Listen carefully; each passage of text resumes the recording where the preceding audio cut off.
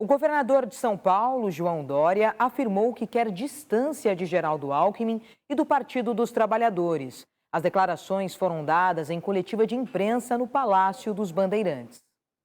Na quarta-feira, o ex-governador do estado de São Paulo, Geraldo Alckmin, se filiou ao Partido Socialista Brasileiro. A cerimônia aconteceu em Brasília e contou com a presença de fortes nomes do partido. No evento também estavam presentes as pessoas filiadas ao Partido dos Trabalhadores, inclusive a presidente nacional do PT, Gleisi Hoffmann, que aproveitou a oportunidade para declarar que o ato de filiação do ex-governador ao PSB tem um grande significado para o futuro do país. A petista ainda ressaltou que o PT e o PSB possuem uma trajetória comum na luta pela democracia e na construção de um país melhor e mais justo para o povo brasileiro.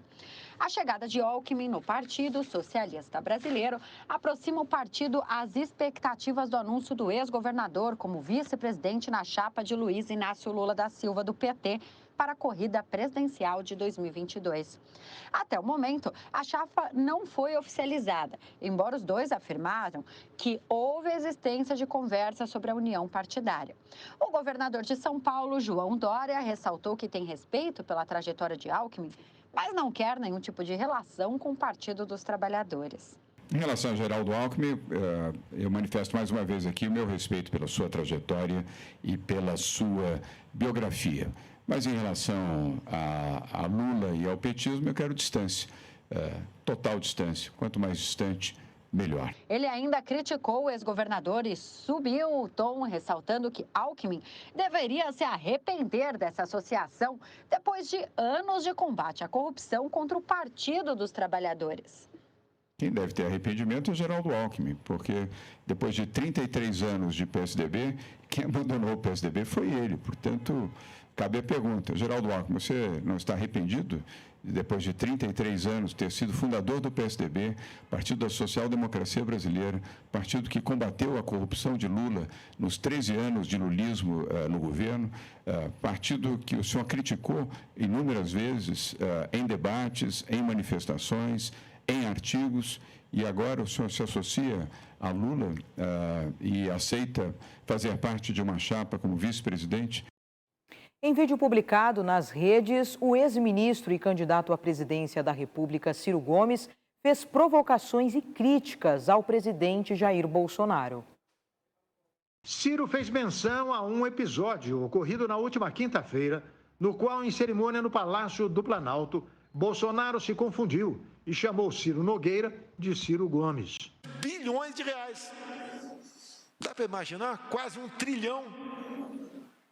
Com o BNDES, está ajustando as contas, em torno de 400 bilhões de reais. Este somatório trilionário dá para fazer senhores nordestinos, prezado Ciro Nogueira, nordestino. Quase que eu falo um palavrão aqui. Em live, na noite de ontem, o pedetista não deixou o fato passar batido e, em tom irônico, atacou Bolsonaro, chamando-o de ignorante. A boçalidade das risadas é o que mais me choca, sabe?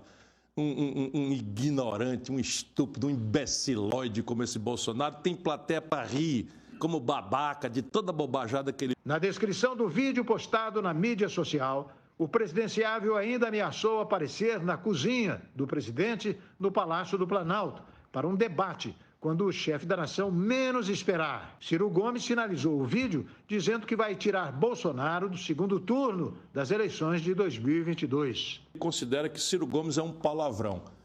Eu vou aparecer para você todas as madrugadas, Jair Bolsonaro. Eu vou te tirar do segundo turno, Messias. Fora Bolsonaro! A guerra na Ucrânia completou um mês nessa semana, com quase 1.000 civis mortos e cerca de 1.600 feridos nesse período. 3,5 milhões de pessoas já deixaram o país. O presidente ucraniano Volodymyr Zelensky segue pedindo apoio militar da OTAN e os Estados Unidos aprovaram mais sanções contra a Rússia. A invasão da Ucrânia pela Rússia completa um mês nesta quinta-feira e a operação que alguns anteviam que poderia ser rápida pela superioridade militar de Moscou se mostra mais complicada e demorada, além de muito destrutiva, onde os ucranianos apresentam maior resistência. De acordo com a Organização das Nações Unidas, quase 1.000 civis foram mortos e cerca de 1.600 ficaram feridos nesse período. 3,5 milhões de pessoas já deixaram a Ucrânia, com a maioria rumando em direção à Polônia. O presidente ucraniano, Volodymyr Zelensky, pediu aos líderes mundiais presentes na cúpula extraordinária da OTAN que fornecessem ajuda militar irrestrita ao país para o combate com as tropas russas. Apesar do apoio recente de alguns países à Ucrânia, o líder do país subiu o tom ao criticar a forma como isso vem acontecendo, dizendo que as grandes potências poderiam dar 1% de todos os seus aviões e 1% de seus tanques. Zelensky enfatizou que 1% deles corresponde a pelo menos 20.000 tanques. Em contrapartida, o governo dos Estados Unidos aprovou nesta quinta-feira um novo pacote de sanções à Rússia.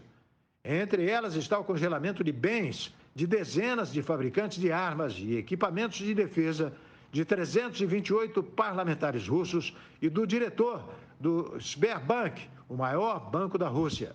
As sanções foram anunciadas pelo Departamento do Tesouro dos Estados Unidos em resposta ao que o órgão chama de guerra ilegal contra a Ucrânia.